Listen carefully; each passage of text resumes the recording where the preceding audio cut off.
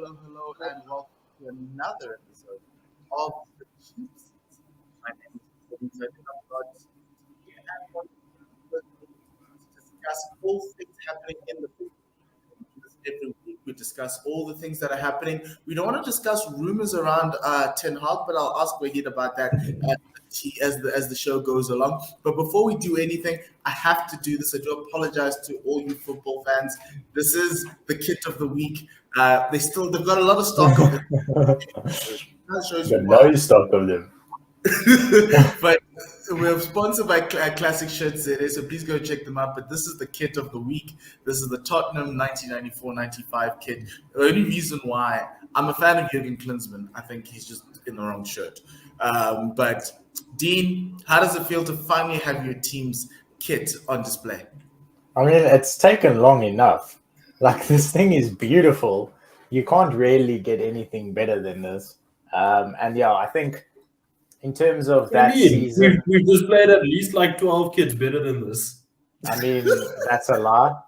This one is definitely better just because of the Spurs. No, but I think it's a long time ago, and that season, as Waheed pointed out, we finished 7th, so it's not like it was a fantastic season. But if you look at some of the names that were around that season, like Klinsmann, we had Teddy Sheringham. Unfortunately, Sol Campbell was part of the squad in that season, which is bad. But it's just an iconic clip. I love Teddy Sheringham. We won so many trophies for Man United. It's not about trophies, it's about participation. Serious? Okay, cool. Anyway, remember, please do go to Classic Shirts ZA to go and check it out. Buy it if you are a Spurs fan like Dean, or just like classic kits like Waheed. It's the best place to go and have a check of what they have. You can follow them and subscribe also to our YouTube channel for that. Remember also, when you go to Classic Shirts ZA to buy Cheap Seats 50, it's helped me a lot. And I'm sure it will help you as well. It just lets them know that we sent you. Okay, Waheed, before we get into our topic of the day, there are these Ten Hag rumors going around. What's your feeling around bringing a guy like Ten Hag? And also, what do you think about where the club is right now? Well, the club are in a mess. I mean, there's nowhere around it. Off the field is not going well at all. On the field is going even worse. So I think Erik ten Hag is an interesting choice from Man United, and I think it's probably the brave choice. I think that there was an easier choice to be made in Mauricio Pochettino, and I think that there was an easier deal to be made there with PSG probably wanting him out. I think Erik ten Hag is a brave choice. I think that United will have to sort themselves out to the back room at like behind the scenes in order to make this work. Erik ten Hag isn't going to come in as some form of savior of Man United. Man United are going to need to give him a few transfer windows to get the squad playing to his image, and they're going to have to sort out the squad to be able to play in his image. That's not going to happen overnight. If Man United fans are expecting some form of savior, he's not the one. And actually, there's no manager who will come in and be Man United's savior right now. It's going to take time, and we're going to have to work towards a future. But having said that, I'm not unhappy with Erik ten Hag. I have some reservations. All the coaches have pros and cons. I worry a little bit about Ajax because Ajax have had managers go out and be unsuccessful elsewhere. Frank de Boer is one of them, and they've had players go out and be vastly unsuccessful elsewhere. They're sort of like cotton wool wrapped in an Ajax, playing the Ajax way, doing Ajax things, and sending them out into the big bad world. Sometimes it doesn't work out so well for those Ajax people. And I worry about Ten Hag a little bit, but I suspect that he'll be able to adapt over the course of time. But so I think United fans have to be patient when and if he does come in. We can't be Eric out whenever the results turn bad. This is not a short-term project; it's going to be a long-term project. But yeah, overall, quite hopeful that he's the man to turn it around. Yeah, he's going to need time. Might be 10 years, but I hope it is 10 years for a rebuild. I hope it takes longer than 10 years. Well, there's only one. Donny van de Beek is very happy right now, isn't he? Yeah, if I was Donny, I'd be very happy. The only one place where Ajax coaches actually do well is at Barcelona. So, I don't know. Maybe it's you. What's the Netherlands? Or for the Netherlands. The Netherlands have like a rotation between Louis van Gaal, Chris Hiddink, and Koeman's going back to Netherlands coach apparently. Yeah. yeah, he's going back. Yeah. Yeah. Okay, Dean, how are you feeling about the top 4 race for Spurs after that win over the weekend? I want to say quietly optimistic with emphasis on quietly. You've been Isn't that the same? Isn't that the same response you gave us with Mourinho? Yes, but my thing with Spurs is we've seen this before. And look, we're playing really well at the moment. I think we hitting a good patch of form at the right time in the season. The team's scored more goals since Conte's come back. I think we one of the top scorers since like January or something like that. So the team's clicking and everything's kind of working. The reason why I'm just a little bit quiet about it. What are you going to disagree about? It's the stats. We are scoring goals. What do you disagree No, but you're not about? looking that great. Like we you are, lost. though. Did you watch the game? Against Brighton. You lost against us. Okay, we aren't anything to write home about. Yeah, but that's just because Ronaldo decided to lock up. What I'm saying is post that. You lost against Wolves. We lost against Burnley. Like, we lost against Burnley. We lost against Wolves and Southampton. You have the most inconsistent Premier League form. I'm so over you. Just let me speak. This is wild. Just let him speak. In January, it was terrible. I get that. But since we lost against Southampton, which was terrible, 3-2. We then lost against Wolves 2-0. We then beat City, and then we lost against Burnley 1-0. If you take any of those weird losses and we take a draw, we then top 4 is pretty much there. Or we if my aunt had balls, she'd be my uncle. I'm not talking about that. Since then, Conte has taken the team, and we are playing a lot better. Kane is playing a lot better. Son is playing a lot better. The wing backs are actually doing what they need to do. You can shake your head. Ronaldo rocked up for one game and had absolute blinder, and then 100% you guys beat us. But at the moment, I think the reason why I'm quietly optimistic is Spurs are hitting a good reign of form, but Arsenal have got their injuries concerns. And in very important positions, like they don't have a left back that can clearly replace Tierney with Tavares. I didn't watch the game, but everyone's saying he's terrible. Partey gone for quite a while, and there's no one. And you saw it against Crystal Palace. If there's that kind of youth element is very much exposed at the moment because there's no one that's ready to take the game by the balls and try and do something. It's very much just a case of trying to pass it around, trying to wait for either Saka or Emil Smith-Rowe or Martinelli to have a blinder, and then that's how they score. So that's why anything can happen. Spurs could probably explode from here and lose 7 games in a row. But I think the chances of us now kind of trying to push on or trying to score, and very, very happy in inverted commas that we don't have any other competition to worry about other than the league. So we're throwing everything we can. And to finish 4th for Spurs is a massive boost. It will mean a lot to Harry Kane's future, probably Conte's future at the club. So trying to be reservant about it, but at the same time trying to be hopeful, which unfortunately as a Spurs fan kills you. So look, what I can say, the team's vying for that 4th spot. Even that 3rd spot are not playing good football. If you take a look at Chelsea, it's horrible, and so it's going to be the best of a bad bunch. And actually whoever holds their nerve, which is like last season, Manchester United end up holding their nerve to finish 2nd. So I actually even haven't written Manchester United off, even though I think it's was it clear whatever website where he found they gave them like 5% chance of making 4th from wherever they were, but it's gonna go down deep. Guys, today we wanted to discuss Manchester City. I want to point something out, okay, on that 4 race. So Spurs form is basically lose to Southampton, then beat then you are going so far back. No, then beat City, then lose to Burnley, then beat Leeds, then lose to Middlesbrough, then beat Everton, then lose to United. Yeah, but then beat. I'm just talking about form in general. Then beat Brighton and then West Ham. So yes, but they up and down. Yes, like you win a game and lose a game. You're the most inconsistent team there. Yes, but over the last 3 weeks, which has been technically a month, we've won every single game convincingly. That's the only issue. The type of team would go beat Liverpool and then lose to Arsenal. Yeah, and that's why I'm saying Easiest. that's why I'm not like 100% we finishing fourth, because I don't doubt that we could probably lose to Villa on the weekend. But Arsenal could also very much. It wouldn't be a surprise. It really wouldn't be a surprise to see Spurs. But I also wouldn't be surprised if Everton beat United on the weekend.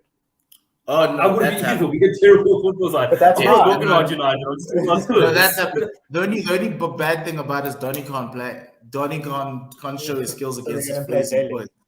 Yeah, Donny hasn't been playing since January, even when he's on the field. Okay, guys. Well, Frank's another situation.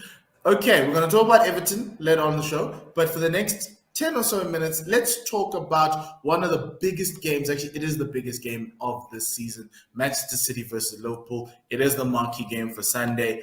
Not much separating the two teams. I think it's only 3 points.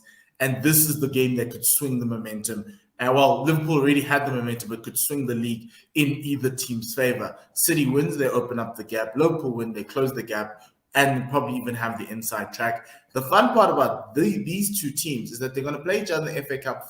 It's FA Cup semi-final as well next week, Sunday. And then on top of that, they might potentially meet each other. Oh, the gap is 1 point. I beg your pardon. It's 1 point, not even 3. So that's even better for the team behind. But they're not only going to play each other in the FA Cup final, but a semi-final, but they're also going to play each other possibly in the Champions League semi-final. So we're going to get a lot of Man City Liverpool over the next month. So strap in. And the first question I'm going to ask Waheed is Pep going to, because there was a theory that was floating around some changing rooms that I was in this week, where they thought that Pep was going to prioritize what was important for Manchester City in these next 3 games, because they've got Liverpool, they've got Champions League, and they've got Liverpool again. And they thought that Pep might actually throw in the towel in the league to try and see if he can't win the Champions League or even take Champions League and FA Cup.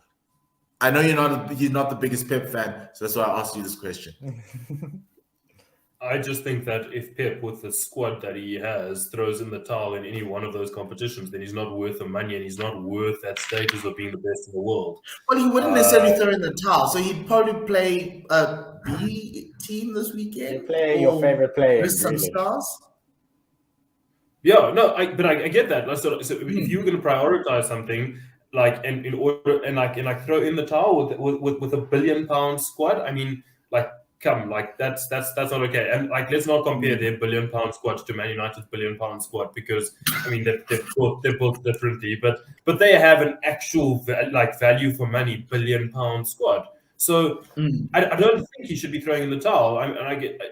If you want to be talked about as the greatest of all time, which I suspect that Pep wants to be talked about as one day, then you got to go like toe to toe with the likes of Sir Alex, who was able to go and do those doubles and trebles season after season. Man United three-peat on three occasions, doubles on multiple occasions, a treble once, and you can't be prioritizing one competition over the next if you want to be considered one of the greatest of all time. So if Pep's going to do that, I think it will be we'll stick a little asterisk next to his name.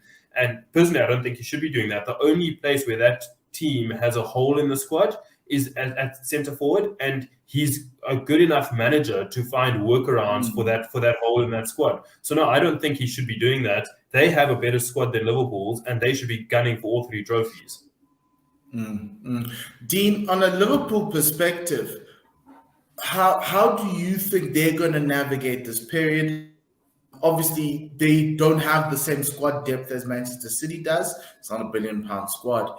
And you kind of feel like they've been heavily reliant on Diaz, Mane, and Salah over this past month.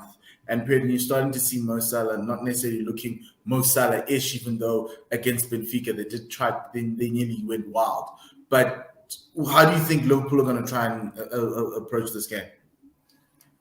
I think the one thing to say on Liverpool is they only added Diaz in January, but it has added a little bit more depth to that front 3 at least. I think they've used him in every game they've played. Exactly, but you do still have Jota, who's not bad, to come in. And Firmino is obviously playing up front, but he's probably not the Firmino of old, but he can probably still do the job. So in terms of Liverpool squad depth, it's probably a lot better in terms of the front three now than what it was 6 months ago or a year ago. So that's why I think Klopp can probably rotate a little bit better between those three, but across the competitions. But for me, I don't think Klopp wants to lose any of those competitions. As Waheed said, he's also one of those managers that wants to win everything, will try and go for everything. And I think Liverpool are obviously 1 point behind in the league.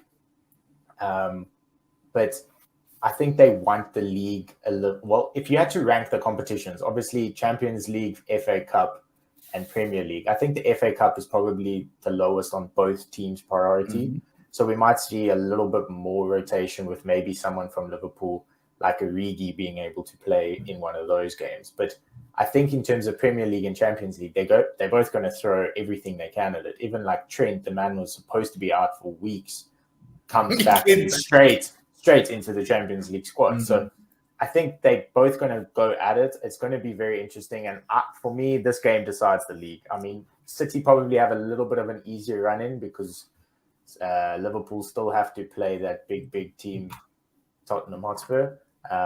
So they're the biggest team in the league at Man United. Yeah, they will beat you guys. So I think this weekend's definitely for me going to decide the league. But for me, the biggest thing is that they are both teams that can perform extraordinarily well on the day, and you know that you're going to get end-to-end football. It's going to be an exciting match, whether you're a Liverpool City fan or just a complete neutral, like all three of us. I can't wait to watch the game. So I'm very excited, but at the same time, I think there's areas in both teams where either one of the opposition could exploit if they wanted to. There are certain weaknesses which each team could exploit, which we can touch on and actually, that was my next question. I was going to ask Waheed, what is the weakness that City can exploit out of Liverpool? It's in the fullback positions. They're not very good at defending. This narrative again. Not a narrative. What do you want to say? They must just run at Trent. Well, Trent and Robertson. Both of them, if you're able to overlap and put a few play, like if you're able to create an overlapping situation on Trent or Robertson at any time of the game, you will expose City, and that's where City have. You will expose Liverpool, and that's where Liverpool have conceded most of the goals that they do concede. It's not going to come through the center. Virgil van Dijk is a monster. He defends brilliantly. Like that is one of the best defenders I've ever seen in my life, and it doesn't matter if they're pairing him with Matip or Konate. Both of them are doing a hell of a job in partnering him at the moment. Where Liverpool concede the goals is in the fullback region, is in the fullback areas, and where City are strong is in wide areas. City have really good players who can play in those wide areas, especially Kevin De Bruyne. Kevin De Bruyne is usually stationed in the center, but he pulls into these really good pockets out towards the right when he could maybe create an overlap behind Robertson. Jack Grealish, as much shit as I give him, he could do the same out wide on the other side. Raheem Sterling could trouble Trent. Bernardo Silva could trouble anyone in those wide areas wherever he plays. And I think that if Liverpool are to come undone, it's going to be in those areas. I mean, we've seen Rashford eat Trent a few times. So it's not like you need the world's best players to eat Trent. He's not that good going backwards. And it's one of the reasons Gareth Southgate won't pick him. Wow, one of the reasons Gareth Southgate won't pick him. I do agree with you. I think even during the week, Benfica really did try and exploit that the part of the field behind Trent. A lot of he's a hell of a footballer. He's a hell of a footballer. Yeah, but he's not a good defender. Yeah, it's like you got to isolate those two things. I mean, he is the most modern fullback you could find, but he's not good at defending. He's like a rich man's Diogo Dalot. Okay, wild. Okay, that is. No. I didn't get to catch a breath. Dean, what are City's weaknesses? What can Liverpool do to try and break them apart? Liverpool need to play like Spurs did when we played City, which unfortunately I don't think they will do. which you can laugh, but we beat City. And that's what you need to do on the weekend. You need to beat City. So I think, unfortunately, it is playing a little bit of a lower block to try and limit that creativity that City have and try and spread that ball as fast as what they do to try and limit that, but then be able to break, which Liverpool have all the tools necessary to be able to break. So leaving Salah and Mane slightly more up, and as soon as that ball goes, you just try and absolutely break and get them on the back foot. And they'll probably leave Diaz and Laporte back there, but I think on any day, if Salah Mane could probably eat Diaz Laporte if it was 2 versus 2. So for me, that's the way Liverpool could beat City. They won't do it because that's not the Liverpool way of playing. So it's going to be a very open-ended match, and it's not like Trent is going to sit back. Robertson's not going to sit back. Obviously, it's going to be very interesting to actually see what midfield Klopp plays. If he's going to play like Thiago, Henderson, or Keita. Not Keita, Naby Keita, sorry. Keita. I like the Thiago, Fabinho, and Keita midfield against. So so I think they need that really little bit of they need that, like Fabinho has to play in that Liverpool squad on the weekend, and then have someone that can spread those balls. Thiago's playing really well lately. Watch that Benfica game, and he can play that those press. balls. Yeah. That press that Liverpool played was insane. And they can do it, and that's why I think, for me, they both teams would obviously have studied each other inside and out. It's not like we need to give Klopp or Pep any more advice than what they probably. Well, you might take it. You never know. And then Pep will be like, "There was a guy on Gypsy's named Dean." Exactly. Well, and in that case, I hope you're listening, because play the low block, break, and City are there for the taking. Easy days. I hope Liverpool win again. I really hope Liverpool win that game. Ole generally had Pep's number. Like Ole, I think beat Pep more times than he got beaten, and it was a lot about swallowing pride for United when we played City over the last couple of times. Whatever pride we have left, whatever semblance, a few little pieces of pride we have left, you got to swallow it, and that's how he beat Pep. That's how he continuously beat Pep. He played in a lower block. He played really fast players up front, and he was able to wait for City's mistake and pounce. And we've done it a few times. We sucker punched them a few times. But as Dean said, I'm not sure Klopp is going to have the mentality of swallowing pride and trying to beat City. If he's going to beat City and march to the league, he's going to do it on his own terms. He wants to do it on the front foot. He wants to do to them what he's expecting City to do to them. What I do think he might do is he might switch between low block and his high press in periods. Because even against Benfica, there were moments there was like a 5-minute stretch where they'll play the high press, then they rest, then they relaxed, completely let the ball go, went to pretty much like a half-field press, and that was the way. So I think maybe he might do that, and I think that could work because I do think where City are most vulnerable is in the midfield. I think the defenders are great. I think that all defensive midfield. I think the defensive midfielders, we just don't know who's going to play. I like Rodri at times. Sometimes you'll get mistakes. That's an area of the pitch that I'm not comfortable with compared to the quality he has all around the field. And so for me, that's I think where City could find themselves in trouble, especially with Liverpool having that midfield three. I say play Keita, Fabinho, and Thiago and have it because those guys look good. I'm excited to see the Cancelo Diaz tussle if Cancelo's going to move back to his right back position. But yeah, I love Diaz out on the left there. He was really good. Obviously, you know how Mane in them. But what for you guys? What's the one thing you guys are going to be looking out for over the weekend in the game that will tell you which way it's going to go? Or is it just going to be whoever makes the less mistakes? I'll start with Waheed. I think whoever wins the midfield battle that you just talked about, because you just talked about Fabinho, Thiago, and Keita, and it depends who they go up against. It could be Rodri, it could be Gundogan, it could be well, it will be De Bruyne in the number 10 position. But whoever wins that midfield battle will end up winning that game, because I mean I think we could probably say that that City's wide and forward players are sort of like almost equivalent to Liverpool's wide and forward players. Liverpool probably edge them slightly, but it's not like by a country mile.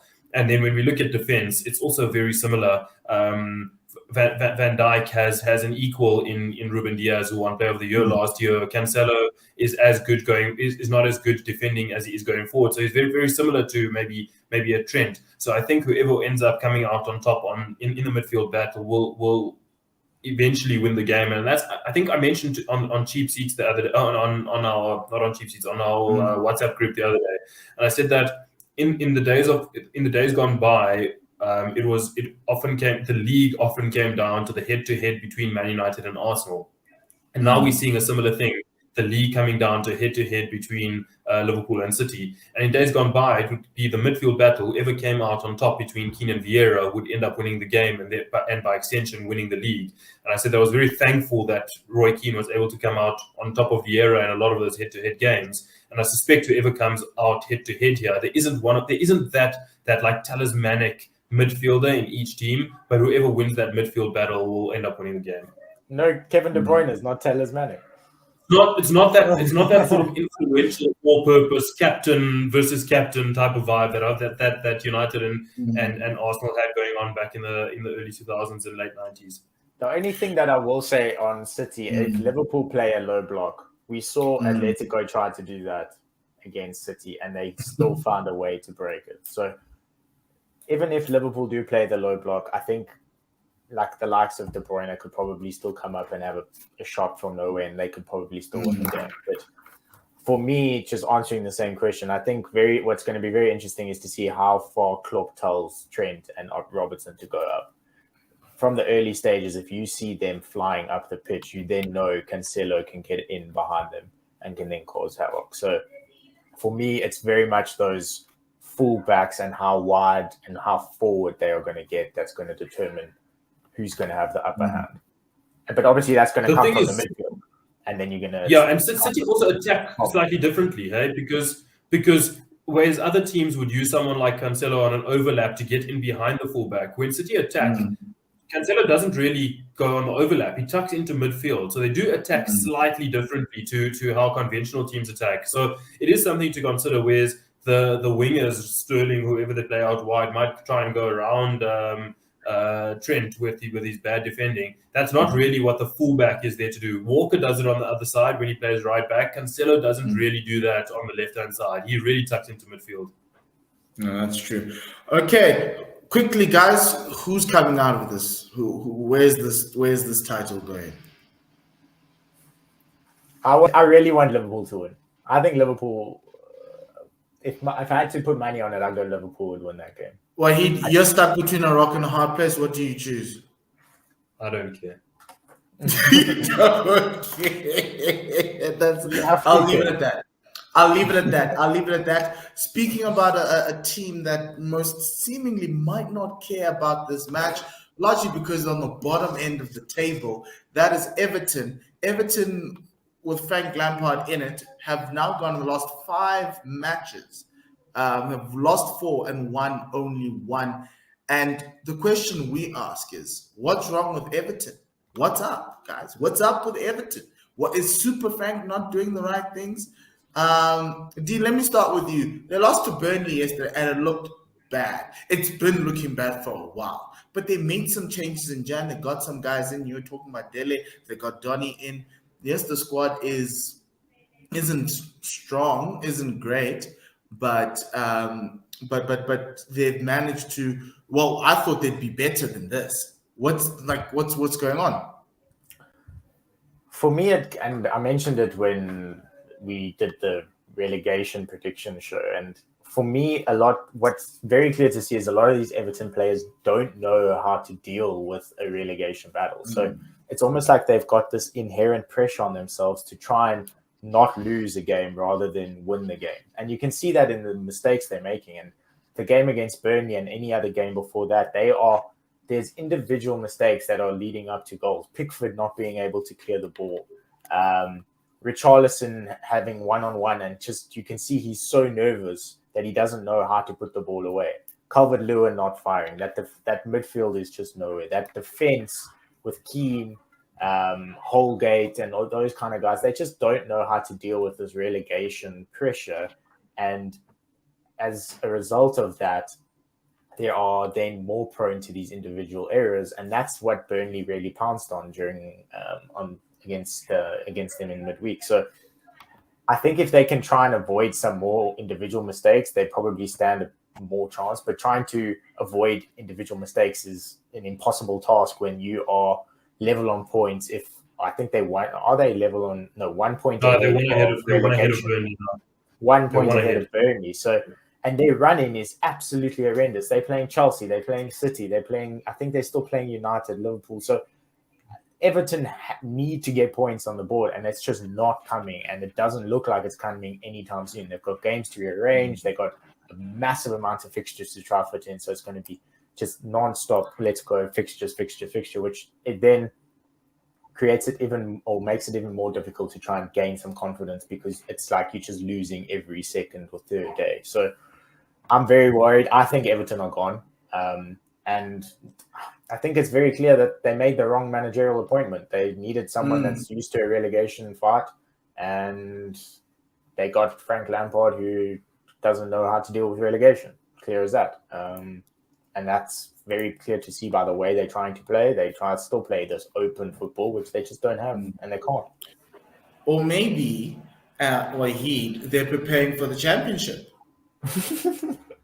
Calvert-Lewin top scorer. Well, if I were them, they should be preparing for the championship, because I think they're going down, and it's Everton are a case in point of what happens when a club is willing to spend money, but in a shambolic way. So I said to you earlier today that they're almost like a bad version of Man United. They have spent money. Nobody can say that this club hasn't spent money. They've spent tons of money. They bought Kelvin Sigurdsson for £50 million when £50 million wasn't like a little money. It wasn't before. It wasn't in the days when 50 million was expensive. It was back in the day. They spent 30 million on Michael Keane. They spent money on Doucouré. They spent money on Alan. They spent money on James Rodriguez. Tons of yeah. I mean, where's James right now, Oaks? In Qatar. He's playing in Qatar. Yeah. Make that money. So. And then if you look at Everton, they have to play United, Leicester, Liverpool, Chelsea, Brentford, Palace, and Arsenal all in the running. Like, I don't see how this team is going to get themselves out of trouble, and they're not playing very well. I think that Lampard is a very limited manager. I've said that on this show before. I don't think he's very good. I think that he's gotten jobs based on who he is rather than what he's done in the game.